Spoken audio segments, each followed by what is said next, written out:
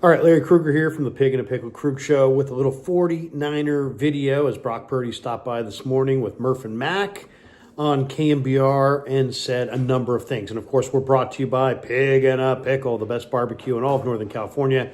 Check them out. They're in Emeryville. They're in Corte Madera. They're open 7 days a week from 11 a.m. till 8 p.m. or until they run out. This video is also brought to you by Sharp Corner Sports Cards and Collectibles. They're at 205 Cypress Avenue in Pacific Grove, along the Monterey Peninsula. Call my friend Anthony Catania. He's at 831-521-5264. All right, let's talk a little bit about Brock Purdy. He stopped by this morning on the KMBR Morning Show with Brian Murphy and Marcus Boucher, and they talked about a number of different things, and let's hear a few of them here. The first one was he was asked about that dime, incredible throw that he had in the second half to Christian McCaffrey, where he put a ton of air under it. And, from my vantage point, he put a lot of air under it because he just wanted CMC to run under it. And sure enough, he did. And it was a big play in the second half. Here's Brock talking about the loopy late in the game throw down the field to CMC, which was a huge play in the game. That leads to our next question. Was obviously the arm must be feeling pretty good to make that throw to Christian McCaffrey. Brock, what was that? That was crazy, man. Tell us everything about that play. Was there a degree of luck to that, or you had it all the way?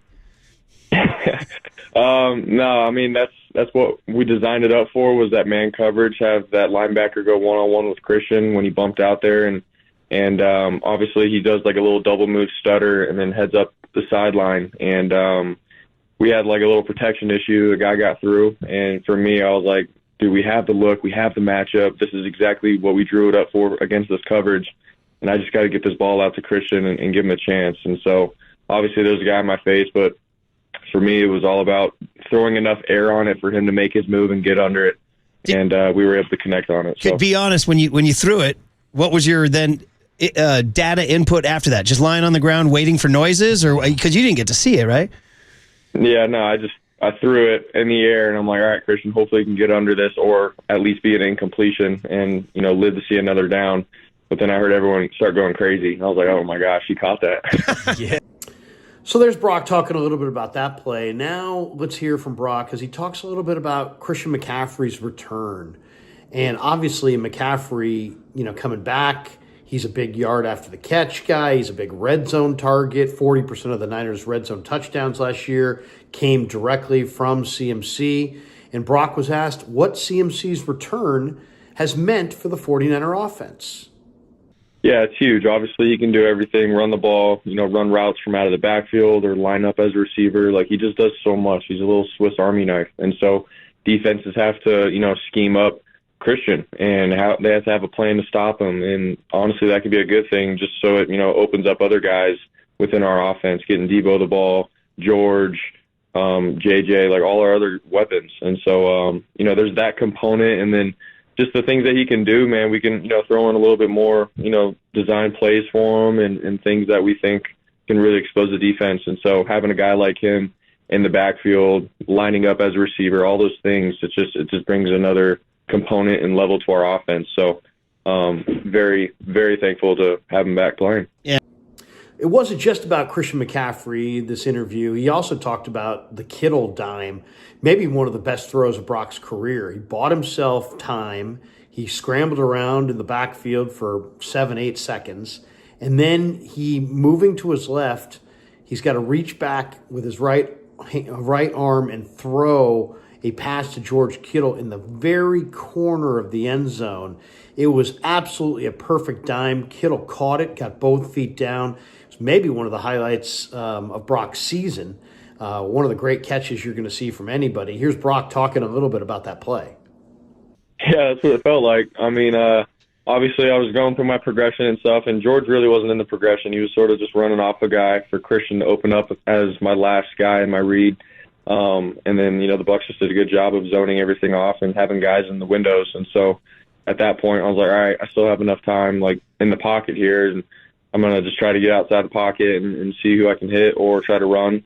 And then, sure enough, when I broke left, I saw George have leverage on the guy that was covering him. And I was like, all right, for right now, I can at least just get him a ball to the sideline, and it could either be him or nobody, and live to see another down. And sure enough, he came down, toe tapped it. But yeah, 8 seconds for me, man. Like, without throwing the ball, it seems like a lifetime, and I'm like, this just doesn't seem right. I need to get the ball out of my hand. So yeah. They're like, where's the pass rush? This is the NFL, man. What's going on here? So Brock talking Christian McCaffrey, Brock talking George Kittle. Well, obviously, let's hear from Brock talking about Ricky Pearsall. I think there's one thing that's pretty clear is that Pearsall and Purdy already have a great connection, and they connected in this game for Pearsall's first touchdown on Sunday. And here's Purdy throwing a lot of respect in the direction of Ricky Pearsall. Man, he's the toughest guy that I know, man. Just from, being drafted first overall, the expectations and the pressures of being a first rounder. My bad, not first overall, but first rounder. To then, coming in, learning our playbook and competing, and then going through a gunshot and, worrying about your life and then getting healthy and getting back. Like, dude, that is so much for a rookie and as a young human. And to then getting back and getting in our offense, and not just getting back, but just making plays, man, and like being a huge part of our offense. And for him to come in and compete, and then have him get a touchdown like that, and break a couple tackles and reach for the end zone, it was so special, man. Just seeing him and his journey and his story, and for all of us to be a part of it, and just watch him. And dude, he's inspired all of us, and he's got everybody in the locker room loves him and has his back. And so to see him, do that and go out and have that kind of performance, man, was pretty special. One of the questions that, the guys asked him was, how has it been this year? I mean, Brock's numbers are down across the board for the most part. It's like every different defensive coordinator is going to have a new game plan of how they want to defend him, how they want to scheme him up, how they want to try to slow him down and make him do things he's not comfortable doing, and, try to slow down Brock Purdy.